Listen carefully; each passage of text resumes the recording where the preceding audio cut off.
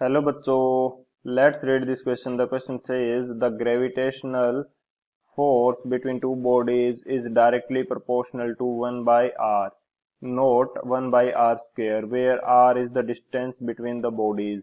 Then the orbital speed for this force in circular orbit is proportional to option first 1 by r square, option second r naught, option third r, and option fourth 1 by r.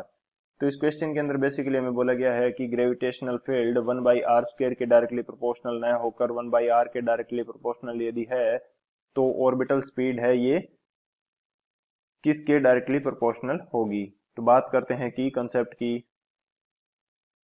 की concept जो इस question के लिए use होने वाला है ये हमारे पास होगा कि जो सर्कुलर ऑर्बिट के अंदर कोई बॉडी यदि मूव कर रही है तो उसको सर्कुलर मोशन के लिए जो सेंट्रीपिटल फोर्स रिक्वायर्ड होता है ये सेंट्रीपिटल फोर्स प्रोवाइड किया जाता है ग्रेविटेशनल फोर्स के द्वारा.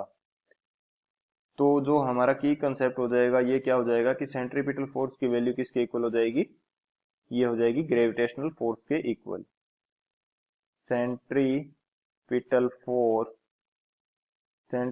फोर्स ये इक्वल हो जाएगा हमारा ग्रेविटेशनल फोर्स के. ये हमारा हो जाएगा की कंसेप्ट. यदि बात करूं मैं सेंट्रीपिटल फोर्स की तो सेंट्रीपिटल फोर्स हमारे पास क्या होता है, यदि इसको बोल देते हैं एफ सी, तो ये हमारे पास होता है M we square divided by r. M is the mass of the body, v is the orbital velocity and r is the radius of the circular orbit. तो ये हमारे पास दो की कंसेप्ट हो गए. इन दोनों की कंसेप्ट की हेल्प से इस क्वेश्चन को सॉल्व करते हैं.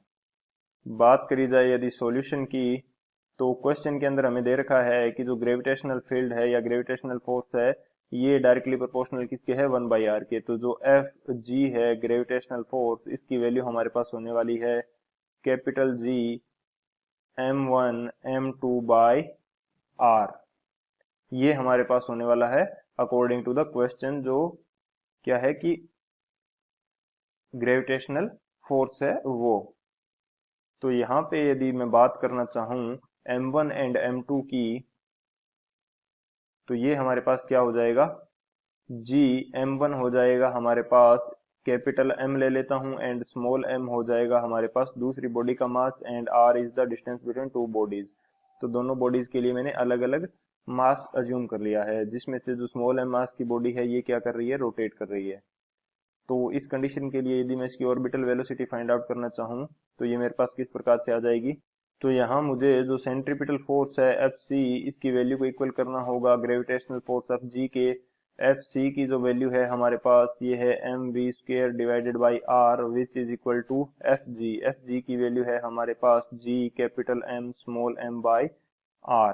तो यहाँ से आर कैंसिल हो जाएगा, एम से एम कैंसिल हो जाएगा. तो जो वी स्क्वेयर की वैल्यू आएगी या v की यदि यहाँ से बात करें v की जो वैल्यू आएगी ये हमारे पास आ जाएगी अंडर रूट जी एम.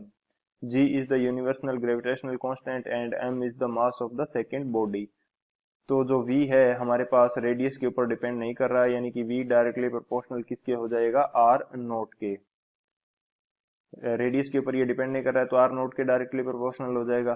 तो बात करते हैं ऑप्शन की, कौन सा ऑप्शन हमारे पास करेक्ट होने वाला है. तो जो सेकंड ऑप्शन है ये हमारे पास करेक्ट हो जाएगा r naught. So option second is the final answer. I hope you understood it well. Best of luck. Thank you.